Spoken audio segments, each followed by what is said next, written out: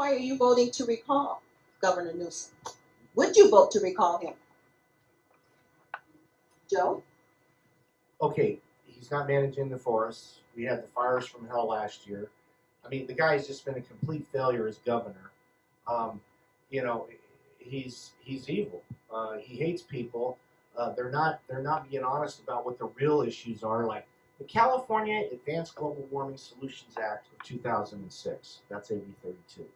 SB 375 is the Sustainable Growth Initiative, which was also signed by a Republican in 2006. We were completely hoodwinked with Arnold Schwarzenegger. I believe that Arnold Schwarzenegger has Marxist-Leninist leanings, and we got completely hoodwinked. I was reading about that this morning. He stepped in like the day before the filing deadline and filed, and everybody's like, "Oh, the Terminator," and we just got lied to again. And I think that it's important to recall him for no other reason so that he can't go on to be president. You know, so they really want to destroy California. That's what they're doing. That's why businesses are leaving. And until the Republican Party gets honest about AB 32 and SB 375 and the jungle primaries, by the way. And I don't know if anybody saw Charlie Munger on, I don't know if it was Tucker Carlson, but Charlie Munger said what China did to Jack Wu or whatever his name was, that was a good thing. Well, I was told that the Mungers were paying the GOP's rent. I was under the impression that the Mungers had bailed out, I was told by several people, bailed the GOP out. So that's who we had back in the GOP, and no wonder we're where we're at today. Get rid of Newsom, and I'd love to see a good conservative candidate win. But one thing we do know is that the Pelosi dynasty will end when Newsom gets recalled, because he ain't going nowhere after that. He can't be elected once you get recalled. I'd like to elaborate.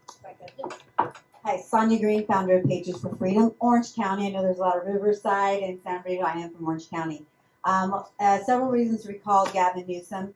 Number one, the lockdowns. He did not have any scientific proof. Obviously, this was coming from something other than what science was actually even saying. He went against the CDC. He locked down our kids. Even when CDC said this wasn't a disease or some type of virus that would really affect children, he still wanted to muzzle them up, lock down their schools, separate them. Then he tried vigorously to even close down the churches while he allowed strip clubs to be open. So we have those types of issues with this guy. And not to forget that there have been 4 families running the state of California straight into hell. So with Gavin Newsom and his own agenda of keeping the French Laundry open, his wineries open, his restaurants, and as we all know that he's had his little meetings as well, a minimum of 60 together to even 150 with no mask, while he's locking down other restaurants. And praises to Tony Roman from Basilico's restaurant, who kept it open. He maintained his constitutional rights to this very day, despite in spite of this, the fines that they were giving him. OSHA's now there, and he says, no, it's my constitutional right. You're not going to come in here. You're a tyrant. So the story is that Gavin is not for the people. I know that he has been able to, even fool and con his own voters, because liberals tend to be very loyal based. They prey on those types of insecurities. That's how they attract them. The Democrat Party acts in a way of a game. They have a leader rise up, and then they start preying on people that are without families, broken homes, insecurities, and they go, I can heal this for you. Join me and look at me. I'm this one at the top, and I accept you. And they all stay in it. So that's why it's hard for them to leave. So again, Gavin Newsom needs to be removed because, one, he is an unjust person, and he absolutely is operating like a king. He has to go. Can I add to that, Anita? I think this is really a turning point for America and California. I liken California to a malignant cancer and its tentacles that went out throughout the nation. Over 2 million California citizens, 30% of them Democrats, signed recall petitions to get this man out of office. And it's going to have a curing effect for the entire nation if we're successful and we recall him. So we all need to let our neighbors know that next month, around August 14th or 15th, the ballots are going to go out. We need to educate the public to get him recalled. And I heard the good news today that there's a gentleman by the name of Larry Elder that's going to be running for office. And if he runs, I'm going to pledge $1,000 donation from me personally to support him for governor. Because if he's elected governor, it will be my answer to my prayer for divine intervention into California politics. We have a corrupt Democrat Party, and unfortunately, Mr. Joseph pointed out, we have corruption within the Republican Party in Sacramento. But I'll say this, we have wonderful Republican Party here in Riverside County and San Bernardino County. So thank you, Anita. Absolutely. Thank you, Glenn. One other thing I just want to add real quick on Gavin, don't forget that he did put COVID patients into nursing homes, as well as locking down these, yes, exactly.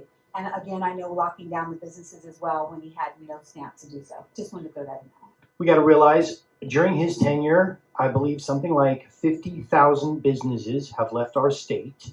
And we know that's not because the weather turned bad. It's because of excessive taxes, excessive regulations put in by this government. And with them, I believe the number is approximately 1 million jobs have left. So besides the disastrous forest fires and the rolling blackouts, they can't even keep the lights going. The economics is just terrible. His refusal to do anything about the border or about crime in our major cities, he is a disaster.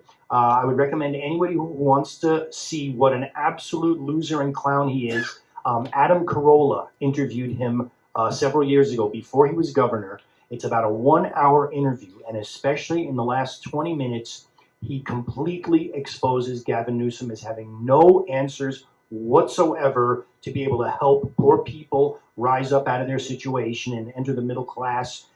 He ends up virtually admitting that he has no solutions to the major problems. And so in his own words, he said he was going to sweat the small stuff.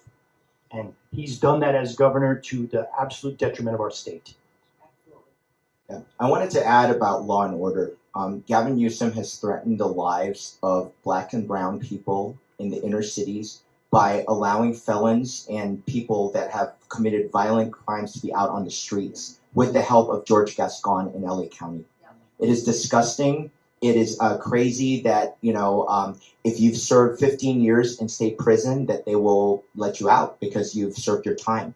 And this can be any crime. You could be a Charles Manson or Ted Bundy, for God's sake, and you will be out there and threatening our lives. And crime has shot up in California. It is terrible. And then the second point I wanted to make was about identity politics. I am sick of it, okay? I'm a millennial. I grew up the last 30-something years without having to see color. We all grew up in communities, very mixed here in California. We grew up with all kinds of people from all over the world. We weren't this divisive. The Democrats are stoking this division, making everyone see color, making everyone feel bad about themselves. It is so gross to go to school and, hear all of this race baiting. Stop it already. We are united, and the Republicans are the ones with the uniting message and uniting philosophy right now. So he needs to go. Gavin needs to go. I think that's unanimous. We all feel that he needs to go.